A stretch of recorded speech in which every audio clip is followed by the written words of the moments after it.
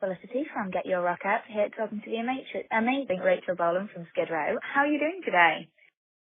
I'm doing very well. It's been a busy week. We're in the studio in my house doing some demos for the next chapter of United World Rebellion. So I got all the guys in town. Oh, that sounds really good. And how's the studio sessions been going so far? Are you happy with where you're at, or are you feeling a bit like actually we need to be a week ahead of ourselves right about now?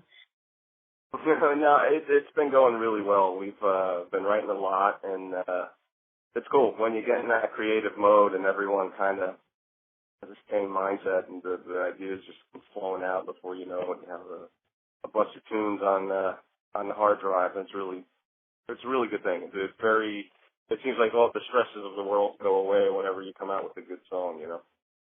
That sounds absolutely fantastic. I am hugely looking forward to hearing the results. Do you have a vague release date in mind for it yet, or are you not quite thinking that far ahead? We don't. The record company has a couple of dates, possibly for early spring, but we're not sure yet. We were shooting for, like, in our minds, we wanted to do it by Halloween, but it's just not going to happen. I think that was too lofty of a goal for us. But yeah, we're hoping early spring we'll have the second chapter out. Fantastic. That sounds really good. I think the last time we spoke to you guys was back in, would it have been April, I think, the last UK tour that you did? Yes. And so, yeah, it was. Wow, that's quite a long time ago now, actually. And I know you've been very, very busy since then. So give us a brief rundown of what you've been up to and where we'll have seen you. Well, we've been touring. After we got back from the UK, after we got back from the UK, we went, we went around the States a few times. We've been to Korea. Directly after the UK, I think, is when we went to the Czech Republic for a couple shows. And we've been back to Europe, into Russia and Estonia, and we've also been to Korea. It's been going nonstop. We leave for Indonesia in a couple days. We're going there. Oh, wow. And that's right before we come back to the UK and Europe. And then after the UK and Europe, we'll be home for a few days, and we go to South America. And that takes us into December. And then we have a couple shows in the States left. And then before you know it, it's Christmas time. So, yeah, it's a really big year. It's gone by so fast. We're like, man, our record's already been out, since it came out in the States in April. So we're like, wow, this is crazy how fast time is flying by, because we haven't really had time to come up for air, but it's been great. No, and that's really good. And reviews-wise, stuff I've seen everywhere has been really positive. Fans are just going absolutely wild for the band, pretty much everywhere I've seen. Has that been your experience too? Have you been getting universally positive reaction from pretty much everybody? Yeah, it's been great. It's been really great. I mean, since United World Rebellion came out, it's like it was a rebirth for the band. The shows have been selling out. The interest has peaked again, showing that Skid Row is relevant, and it's crazy because we're transcending the generations too. It's like so many younger kids are coming out to the show now, which is the best thing to ever happen for a band, that's been around for as long as we've been around, and it's a really good feeling, and it makes me very proud, that we've stuck around for so long and still we're able to go out and play shows and make new music, and people appreciate it. And it's every night my foot steps on stage, I just think of how fortunate I am that I get to do this forever. We've been doing this for a long time. Yeah. So, we don't take anything for granted. We really appreciate the support. No, it's really nice to hear. And you guys, you kind of went down the route of not releasing an album, but releasing a series of EPs. And are you still happy with that decision? Are you thinking that actually it's been the best way to kind of keep the interest going, keep the fans interested, and basically grab people's attention at smaller intervals? Yeah, I do, and it was something that we thought about, really hard, and when we said, let's see what's the listening public like, and what do we like, and what make it best for both parties involved, and making three small bodies of work become one large body of work with and once it's all said and done.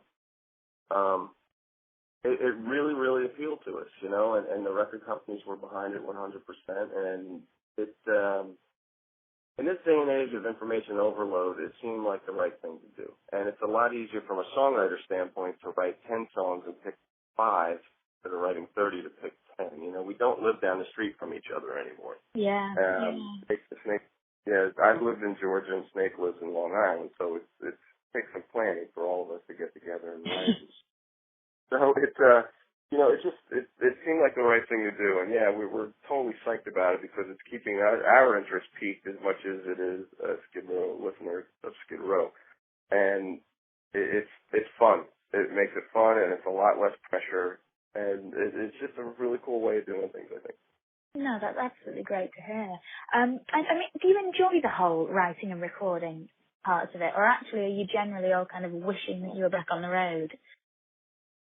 I love writing. I love writing. I try to write almost every day, good, bad, or whatever comes out. I just try to write almost every day. And I really love the creative process. Being in the studio, sometimes it closes in on me really fast. Yeah.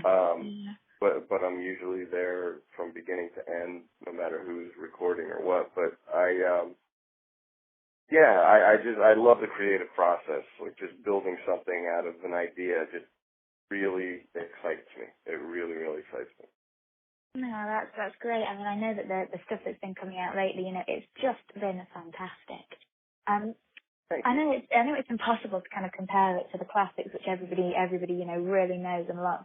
But are you finding actually that audiences are knowing the newer stuff just as well as they are the older stuff when it comes to the gigs that you're playing? Yeah, we do 2 songs off of United World Rebellion, and they go over so well.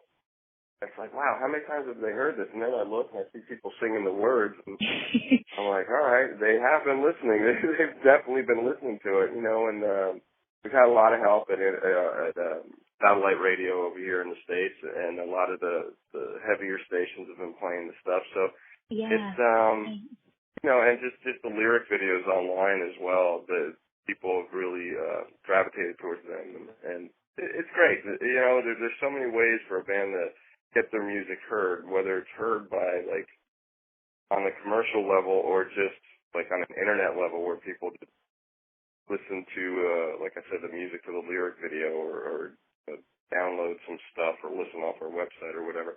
Mm-hmm. The song's getting out there. So that's the most important thing to us. We're not worried about sales. We're worried about people coming and seeing our show and singing the songs and getting into it, and pleasing our fans. So it's been a good year. It's been a really good year from that aspect. No, and that's just absolutely brilliant to hear. And you guys were absolutely on fire last time I saw you. Are people getting over the kind of, I know that with the internet, you're always going to get those haters out there who are determined to flag you off just because they can. But mainly, are most of your actual real fans starting to accept Johnny into the band? Now he's obviously proved his worth, as it were. Yeah, it's 14 years into it, and there's going to be the haters, and there's certain websites where it doesn't matter who it is, they're going to hate. And any kind of message board for anything there is, whether it's a rock band or a sports team or whatever, the anonymity is just, it's so powerful for them because they can sit there after their Dungeons and Dragons game and sit there and just flag people all day long, from their mom's basement. And that's fine, whatever. I find them very entertaining when I hear people just cutting us up that have absolutely no idea what they're talking about. I find it entertaining. Stupidity is funny to me. So it's like, you know what? If you're going to hate us, you hate us. Whatever. If your mind is that closed and you can't come out or even give our music a chance, that's really not my problem at that point. I'm doing what I love to do, and and this is what I do. This is my life. So I care less if someone doesn't like that I'm doing it. I always love hearing when people go, "Oh, you guys should just call it a day, can it, and just quit and just get out of the music business." And it's like, Now, why the hell would I do that? This is what I do. This is what I've been doing since I was 12 years old. Just because some guy in wherever says, yeah, you guys should call it a day and not play music anymore. And I'm like, okay, yeah, sure. I'm gonna follow this guy's advice. You know what I mean? It's like, all right, yeah, sure. Why not? Completely. So you don't exactly go home and cry into your pillow about a bad review at night. Oh, absolutely not. And over the years, it's 1 out of 100,000 people. Like, we get messages on our Facebook all the time, and every now and then you'll get the angry hater that just says we suck. And it's like, you know what? 1 out of 100,000, I could deal with that. Whatever. It's really no big deal. Yeah. No, it's good to hear. I think, obviously the internet has made it so much more easy for bands to get heard. It also has opened up a whole new level of abuse for bands to face, which just didn't really exist before. I'm sorry, I didn't catch the last Oh, bit. sorry. No, but it has just opened up a whole new level of ways to give abuse that just didn't really exist before in any way, shape or form.